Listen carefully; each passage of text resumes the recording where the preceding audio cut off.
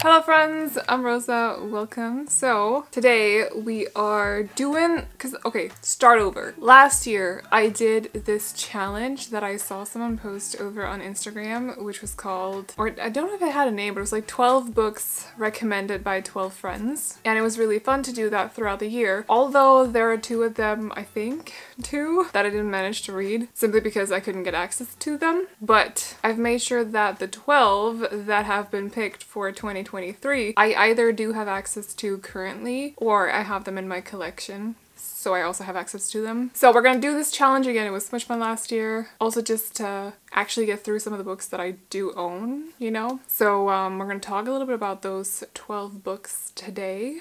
I hope you're ready for that. I will do my best to mention genres, but sometimes I forget. But if you want to check out the books, I will make sure to leave links to them in the description box down below. Okay, so we're starting out with Legend by Marie Lu. So this is actually a Fairy Loot special edition. I have not read these. I bought it because I thought the set looked cool. It has like a spine motif on it, but I've actually not read them. It is young adult sci-fi though.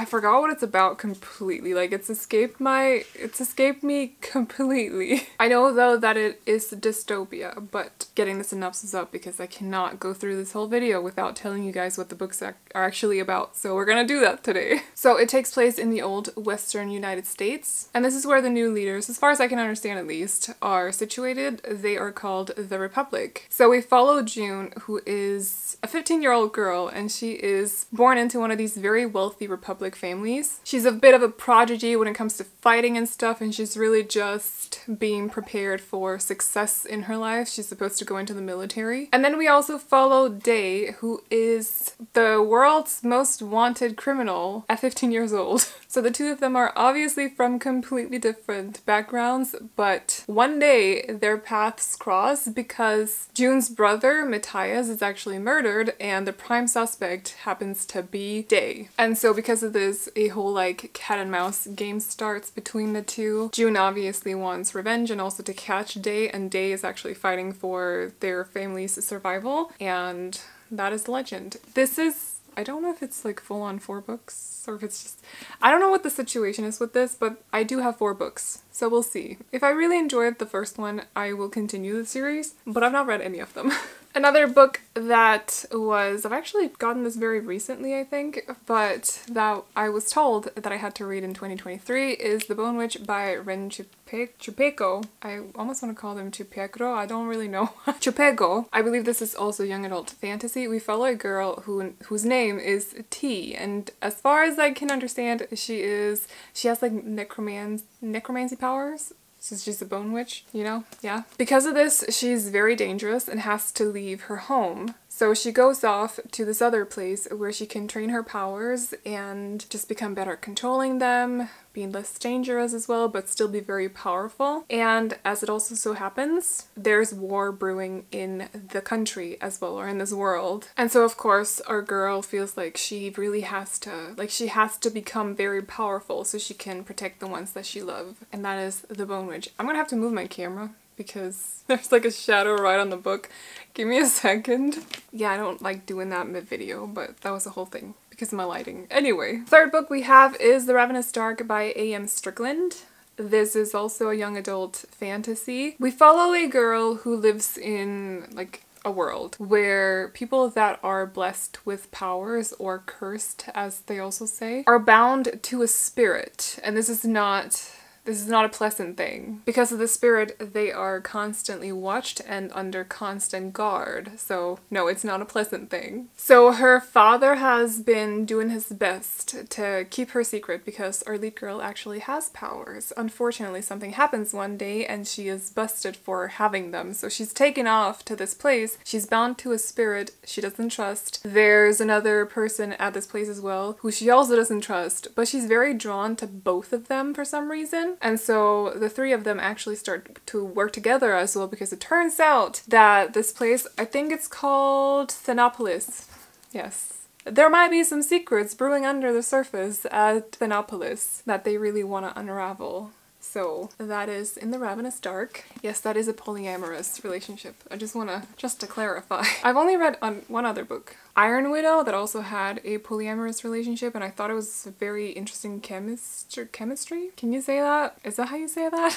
Anyway, so I'm excited to see how they're handling it in this one. Next up, I have the Herbwitch Apprentice, which I don't have a physical copy of, which is why I'm holding my phone. But it's by Irene Chow, and it's also young adult fantasy. I'm gonna read out loud the synopsis because I don't actually fully know it. It does say that this edition contains 27 original illustrations by the author, so I'm really hoping that when I read it, because it's currently on KU, that those illustrations are going to be in that edition. That would be nice. I want to see them. But in the kingdom of Olderay, the fifth word, and we're already struggling here. Okay. Dabbling in witchcraft is a sure way to the guillotine. When 16-year-old debutante Amarante Flora finds out she's half witch, all she wants is to get rid of her magic. After all, sapping Prince Ash in the midst of high society's season certainly won't help her troublemaking reputation. Yeah, that sounds about right. But the more her powers grow, the more she realizes magic and the witches who possess it are not as dangerous as she was led to believe. When the queen falls mysteriously ill, Amarante knows there are far more dangers lurking in the palace than in Witch Village. Among potion brewing and glittering receptions, Amarante joins Prince Ash in an investigation before innocent witches are condemned. However, uncovering the culprit's schemes could mean exposing her magic, and exposing her magic would mean her very life and the contempt of the prince she is. And then it says read more, but it won't actually open it. So there's a cliffhanger in the synopsis.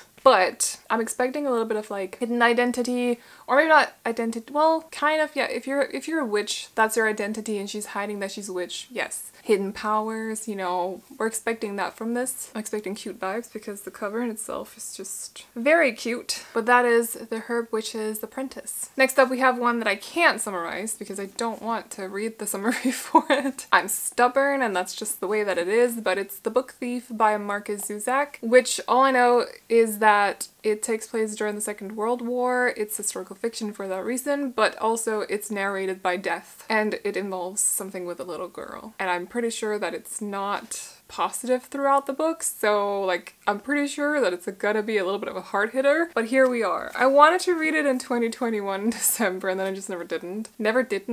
I never did. So we're gonna do it in 2023. I feel like it's a bit of a winter read though, so it'll take me a while to get to it, but we will get to it. Then I have Sorcery of Thorns. Wow, that's shiny. You really can't see that cover at all, can you? At least not on my monitor, but anyway. We have Sorcery of Thorns by Margaret Rogerson, which is another one that I've owned since 2021, and I've just never read it. So we're doing it this year. We follow a girl who has throughout her whole life been taught that sorcerers are evil. So she works at a library. I don't know if I want to call it work, but she works at a library, but it's a special library because they have grimoires there that are very powerful magical books. And so she is set on, like, what she wants to do in life is become a warden, which is basically a protector. So she wants to protect the rest of the world from these very powerful books. Unfortunately, something happens. Someone has done something, set up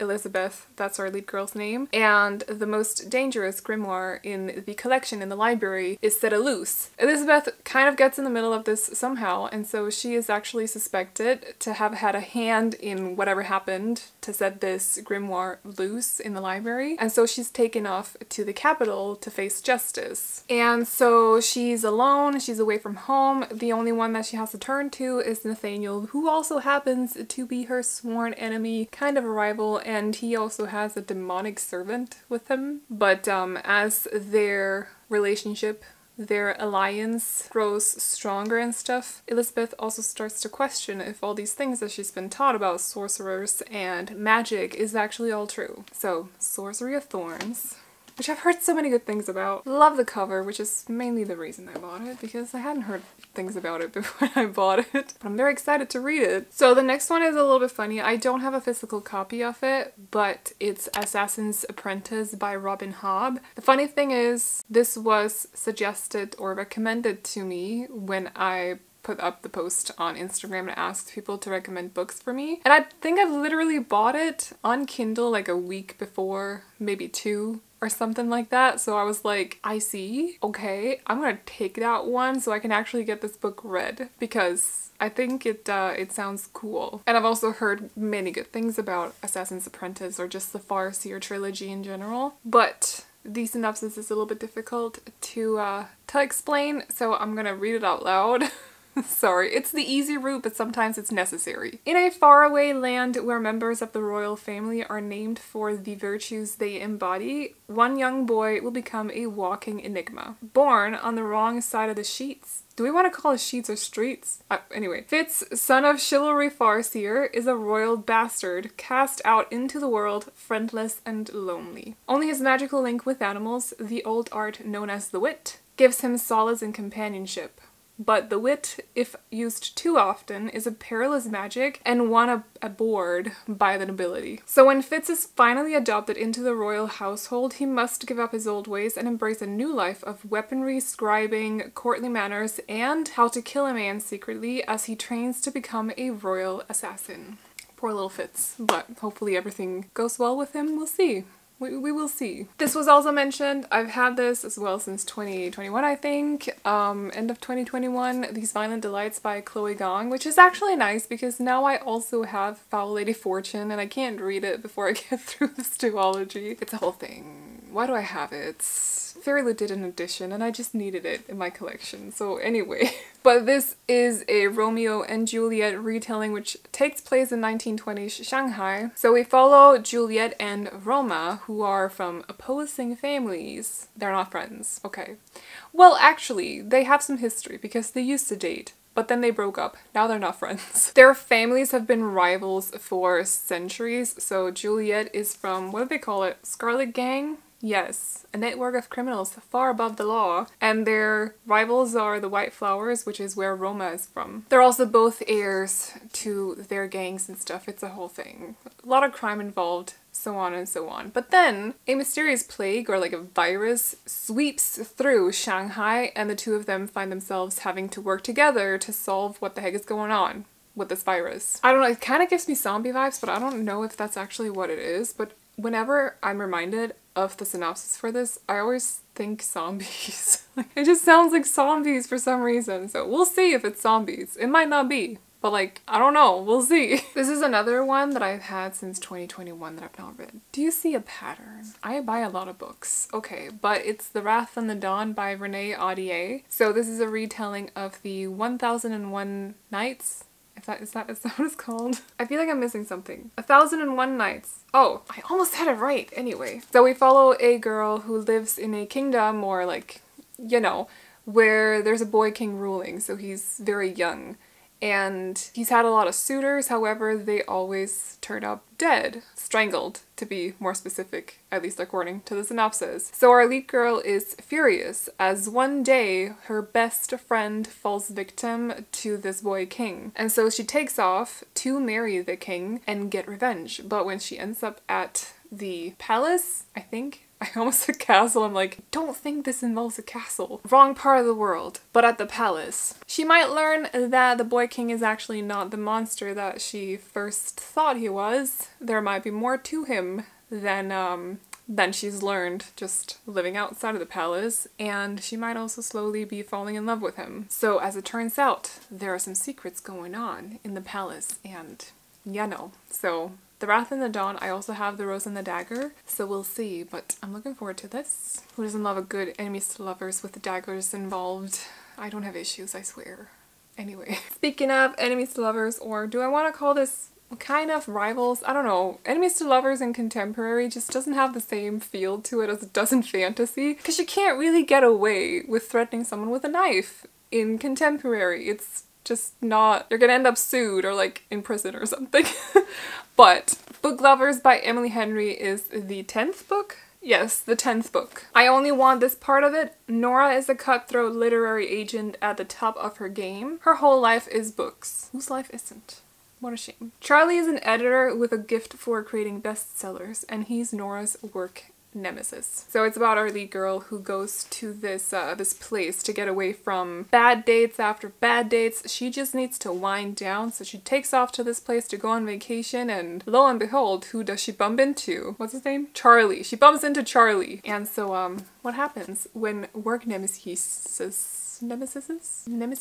anyway meet outside of work? Are they still nemesis, or can they become friends? Can they become more than friends? I'm gonna stop asking questions, move this aside, but I'm looking forward to it. The last one that I have as a physical copy is For the Wolf by Hannah F. Whitten, which I actually will be reading here in February, so we're staying on track. Oh yeah, I haven't told you, but I've already read one of the books. But this though is about a girl. This is adult fantasy. See, I forgot to tell you guys the genres. It happens. But this is adult fantasy. We follow a girl who is from a small town, a small village, that believes that the second daughter that has been born for, what is it, centuries? The second daughter, whatever, she has to be sacrificed to the wolf. The wolf is supposed to be a monster, and he's supposed to whatever, and she's supposed to be sacrificed to him to save the kingdom. There's like it's a whole thing. Our girl is kind of relieved that she has to go because she happens to have some powers that she's having a hard time actually controlling. So she's relieved to go because this means that at least her family and the village will be safe from her. But when she shows up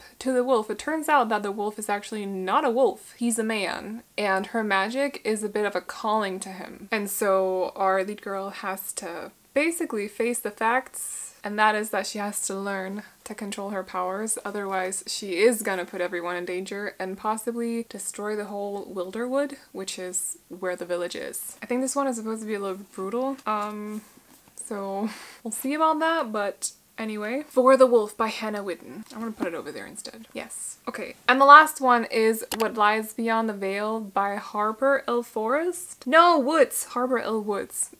I realized what I did there. Anyway, Harper L. Woods. But this is an adult fantasy, and we follow a girl who, she's a servant. She is poor. She's not doing well. She lives at this mansion with her brother and her mother, who, her mother is disabled, so she's not in a place where she can help her two children, so they kind of have to take care of her. But at this mansion, it's run by a guy called Lord Byron, who is an evil man. He takes advantage of our lead girl all the time. She's being taught things that's very questionable. She's not having a good time, and I don't know how to, she's really, no. Yeah, no. It's not a good time for her. She's basically she's being mistreated and abused and stuff. In the past, her father has been sacrificed to the Veil, which is why he's not around anymore, but the Veil is like this magical thing that divides the human world from the Fae realm, and it's said that they have to sacrifice people to it every year, because if they don't, the Veil is going to fall and the very powerful and very dangerous Fae will walk among humans again, and this is very not good for humans. So they have to keep sacrificing people to the Veil. And so after Lord Byron proposes something to our lead girl that she's not willing to agree with, she finds herself as one of the ones who have to be sacrificed. But something happens. Something goes wrong. The Veil crashes, and our lead girl finds herself on the run. She's both on the run from the people from the mansion, his soldiers, Lord Byron's soldiers, but she's also on the run from these Fae that are chasing her, but she's also on the run from the wild hunt that is going to kill her. Luckily though, she bumps into this guy called Caleb, and the two of them go on the run together, and she's oddly drawn to this guy. And there's something about him, and he might carry some secrets and stuff, and that's all I'm gonna say. I've already read this one, so I really gotta be careful what I say, but I want to talk about it in my January wrap up, which will be up at the start of February, but one is already down, 11 to go, so anyway. So yeah, if you've read any of these books, let me know your thoughts on them. If there are any other books that I really have to read in 2023, I almost said 2022, I'm not gonna lie. But if there are any that I really have to read this year, let me know as well. You can check out all the books in the description. I will make sure to leave links to them down there, so if you're confused about anything, if you want to see genres, because I forgot to tell with some of the books. If you just want to read the synopses and stuff, you can find all the information in the description box. But that is all I got for you guys today, so I hope you enjoyed this video. If you did, feel free to hit the thumbs up. And if you want to see more videos like this from me, but also videos like readathons, TBR videos, wrap-ups, book hauls, which there should be one incoming soon, possibly next week. We will see. I have a lot of books. So yeah, if you want to see more of that, definitely consider hitting the subscribe button. But I'm gonna leave you to it, so I hope you enjoyed this video, and I'll see you all in the next one. Bye. Oh, you know you're beautiful, and it's like